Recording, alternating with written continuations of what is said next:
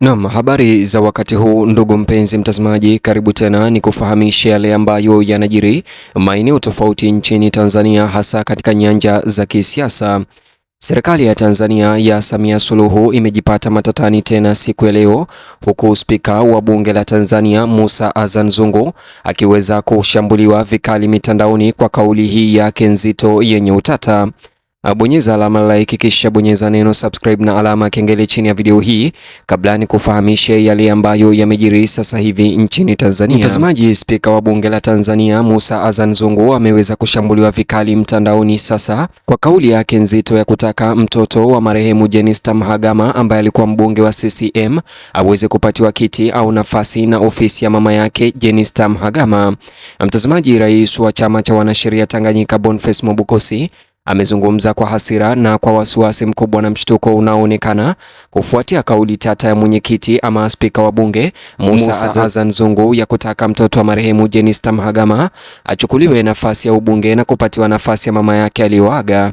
Hata hivyo, maoni hayo yaliyotolewa wakati wa salamu za rambirambi mkoani Ruvuma Disemba tarehe 15 kabla ya mazishi ya marehemu Jenista Mhagama sasa yamesababisha vita vikali vya maneno mtandaoni. Kwa mujibu wa taarifa za tukio hilo, Spika Zungu aliwaelekeza hadharani viongozi wa mkoa huo pamoja na mwenyekiti wa CCM wa mkoa huo kuangalia uwezekano wa mtoto wa marehemu Jenista kushika nafasi ya ubunge CCM iliyoachwa wazi na kifo cha mama yake.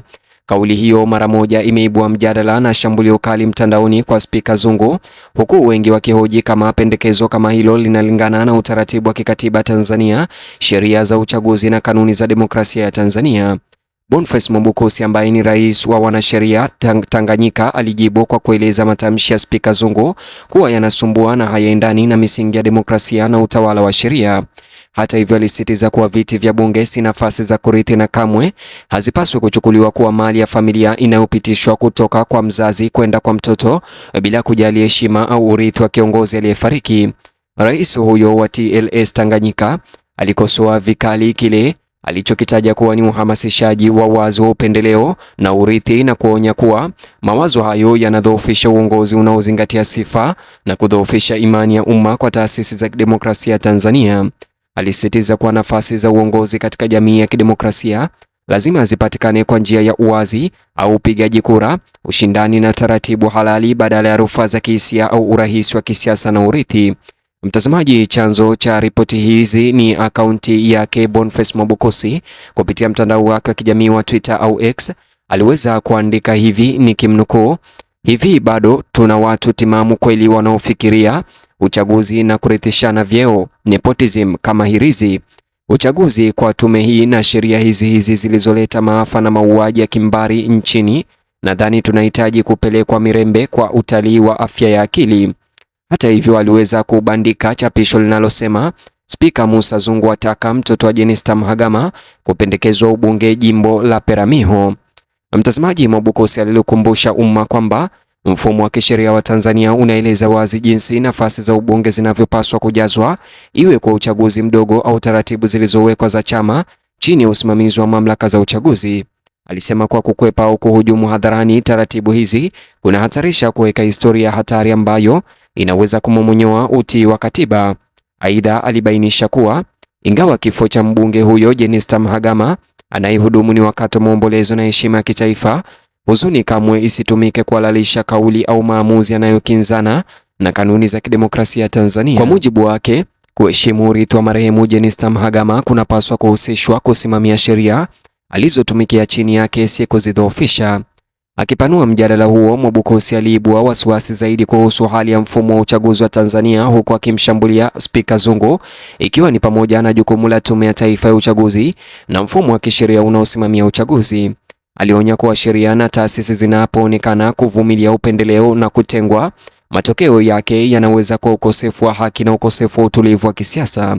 Alidai kuwa dosari zinazoendelea katika sheria na desturi za uchaguzi tayari zimesababisha madhara makubwa kwa imani ya umma Tanzania, na kwamba kauli zinazohimiza urithi kama za Spika Zungu zinazidisha mivutano iliyopo. Hata hivyo, matamshi yake yalionekana kumshambulia Spika Zungu moja kwa moja.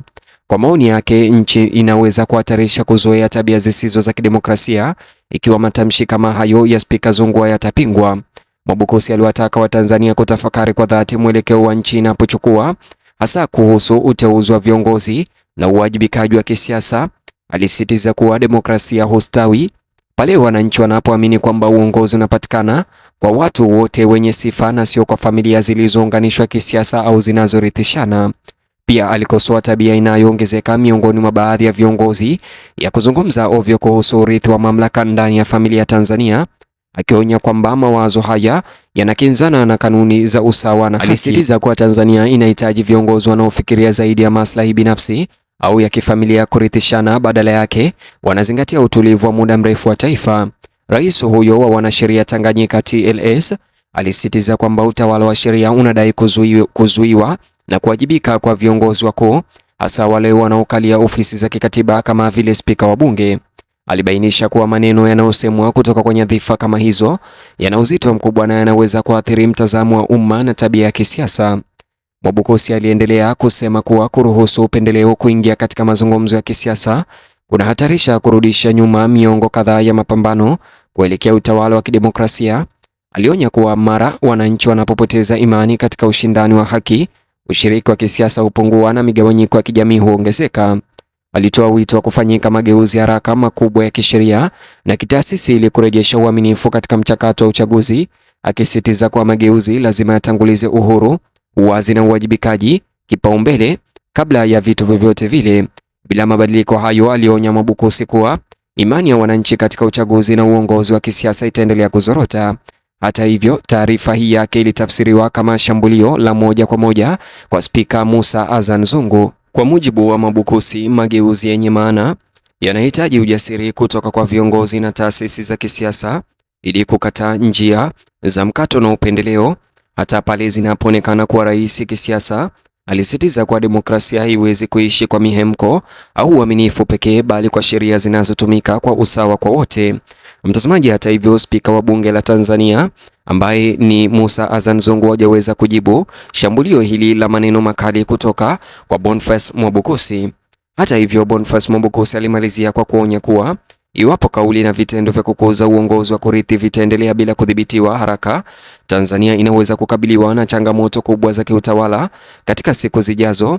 Kwa maoni yake, nchi iko katika njia panda muhimu ambapo ufuasi wa sheria na maadili ya kidemokrasia lazima utangulie kuliko ishara za kisiasa.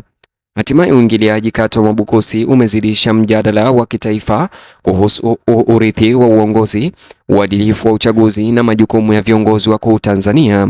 Matamshi yake yanaonyesha wasiwasi unaoongezeka miongoni mwa wataalamu wa sheria na mashirika ya kiraia kwamba kulinda demokrasia kunahitaji umakini wa mara kwa mara, uongozi wenye kanuni na heshima isiyoyumba kwa utawala wa sheria. Mtazamaji, ni hayo tu. Ningependa nikimalizia ripoti hizi nisikie maoni yako au mtazamo wako kuhusiana na maneno makali aliyomshambulia nayo Spika Musa Azan Zungu kutoka kwa Boniface Mwabukusi. Je, unamuunga mkono? Na kuacha uwanja huu wa comment section. Vile kumbuka kulike video hii na ubonyeze neno subscribe na alama kengele. Ukifanya hivyo utakuwa kwanza kila siku kupokea taarifa zetu. Vile bonyeza kiboksi hicho kwenye screen yako, kitakuelekeza katika video ama taarifa zetu mpya.